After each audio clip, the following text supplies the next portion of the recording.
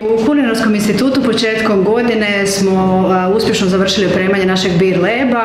Inače, kroz naše programe kulinarstva i slastičarstva stalno nastojimo nekako proširiti edukaciju. Tako smo krenuli pred par godina i s vinskim programom, pa je prirodni tijek bio i da pivu uključimo u edukaciju. U sklopu pivskog u biti tečaja programa kako god, polaznici će učiti i proizvodnju pive, radit će isto tako i pariranje hrane s pivom. I na kraju će biti imati sami svoj finalni proizvod u rukama s kojim će se moći pohvaliti, kojeg će moći podijeliti u konačnici sa svojim prijateljima. Nama je bio cilj da osim što će učiti o pivi, znači da prošire svoja znanja generalno u gastronomiji. Znači od osnovne neke opreme treba vam nekakva posuda koja ima izolaciju i da bi se održala ta temperatura, da izvučemo šećer iz tog slada i znači nekakav lonac u kojem ćemo skuhati tu sladovinu i naravno nekakav način da ohladimo to i onda na kraju fermentor nekakav gdje bi držao neku konstantnu temperaturu i nakon 2 tjedna 3 tjedna fermentacije smo spremni za flaširanje i eto, imali bi onda vlastito pivo.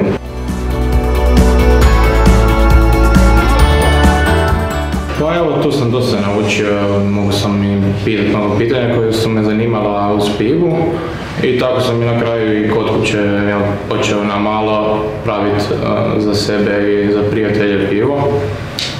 I jako je zanimljivo taj proces i kada znaš da si zapravo ti napravio to pivo i eto to. Inače volim kraft piva, volim ići u pivnice, probavati razne domaće pive i uvijek volim nešto novo probavati i tako se rodio internet da vidim što bi ja zapravo mogao sam stvoriti i kako bi to izgledalo.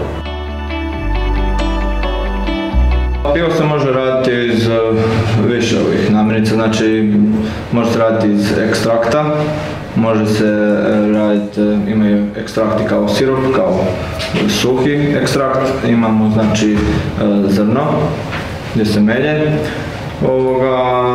i znači isto tako imamo hmeljeve, razne za gorčinu i za aromu i naravno voda. Ovdje koristimo sistem all grain, što bi značilo iz cjelovitog zrna, znači sve su prirodni sastojci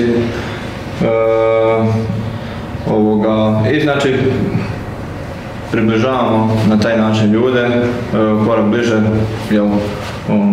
kuhanju piva, da se okušaju čak sami doma skuhati pivo, da vide da to nije nešto jako komplicirano i ako se nekom svidi, naravno može uvijek napredovati i tako dalje.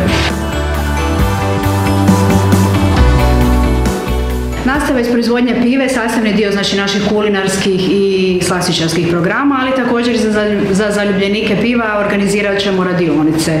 Sada vidjet ćemo, s obzirom na nekakav interes, vjerojatno ćemo prvo krenuti s radionicama baš proizvodnje, onda ćemo nastaviti sa radionicama pariranja i hrane i slastica s pivom, pošto jedno i drugo se dobro uklapa zajedno, tako da evo, bit će mogućnosti za jedne i za druge.